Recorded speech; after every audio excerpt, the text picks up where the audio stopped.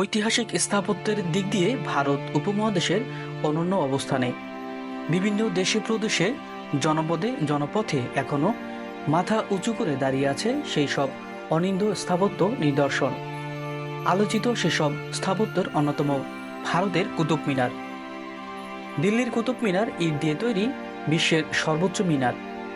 লাল বেলে পাথরের এই মিনার সৌন্দর্য আর ইতিহাসকে ধারণ করে আজও সগর্বে দাঁড়িয়ে আছে ভারতের মাটিতে। 1193 সালে দিল্লি জয় করেন কুতুবউদ্দিন আইবক। ভারতের প্রথম মুসলিম শাসক ছিলেন তিনি।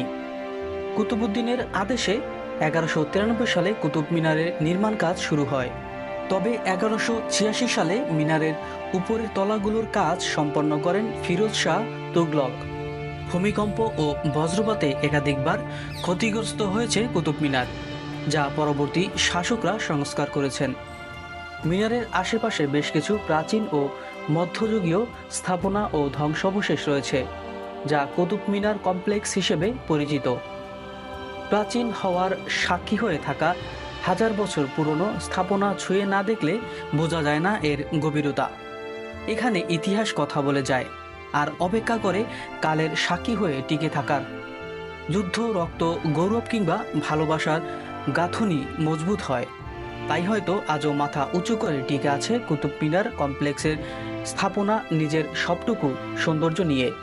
কুতুব মিনার কমপ্লেক্সের ভিতরে যা যা রয়েছে। কুতুব মিনার দুর্গের কিল্লা রায় পিথোরার ধ্বংস অবশেষের উপর নির্মিত হয়েছিল কুতুব মিনার। কুতুব মিনারের 5টি তলা রয়েছে, প্রতিটি তলে রয়েছে একটি ঝুলন্ত বারান্দা।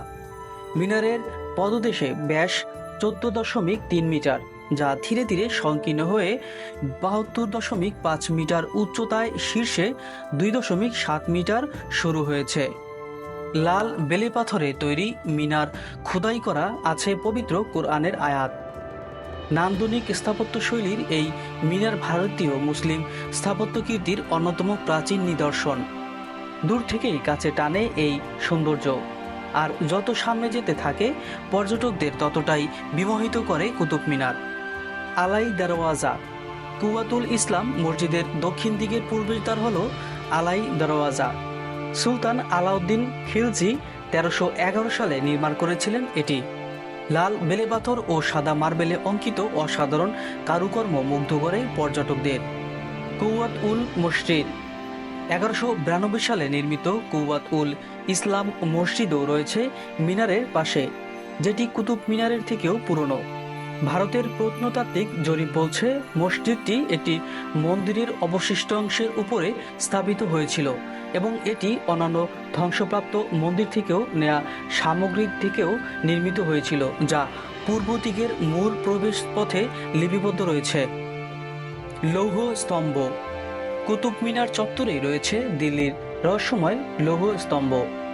1600 বছর পুরনো এই লৌহ স্তম্ভে আজও মরিচে পড়েনি।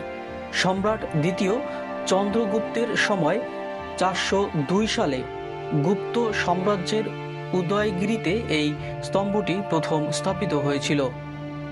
1233 সালে স্তম্ভটিকে দিল্লির বর্তমান অবস্থানে সরিয়ে নিয়ে আসা হয়, যদিও বিশেষজ্ঞদের অনেকে মনে করেন এটি গুপ্ত সাম্রাজ্যের আগে 912 খ্রিস্টপূর্বের নির্মাণ। ইলতুৎমিশের সমাধি দিল্লি সালতানাতের শাসক সুলতান ইলতুৎমিশের সমাধিও দেখতে পাবেন কুতুব মিনার কমপ্লেক্সে। শ্বেত মার্বেলে বাঁধানো সমাধিসৌধটি চেম্বারের মাঝখানে একটি উৎক্ষিপ্ত মঞ্চে স্থাপন করা। পুরো চেম্বারে ইসলামিক স্থাপত্যের পাশাপাশি হিন্দু মোটিভের সমন্বয় চোখে পড়ার মতো।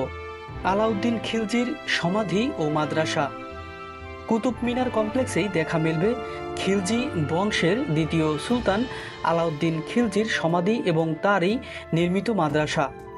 1296 সাল থেকে 1316 সাল পর্যন্ত দিল্লির শাসক ছিলেন আলাউদ্দিন খিলজি।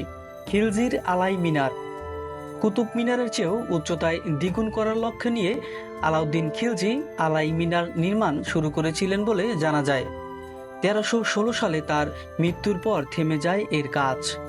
খিলজি বংশের তার উত্তরসূরিরা আলাই মিনারের কাজ পুনরায় শুরু না করায় পরিত্যক্ত হয় মিনারটি।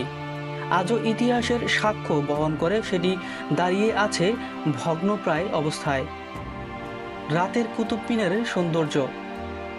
দিনের আলোতে কুতুব মিনার যেমনটা দেখা যায়, রাতে এর সৌন্দর্য বেড়ে যায় কয়েক গুণ। আলোয় সাজানো হয় কুতুব মিনার কমপ্লেক্স। এক অদ্ভুত মায়া জড়িয়ে থাকে সেই আলোয় আধারিতে। দেশি বিদেশি পর্যটকরা মুগ্ধ হয়ে উপভোগ করেন কুতুব কমপ্লেক্স।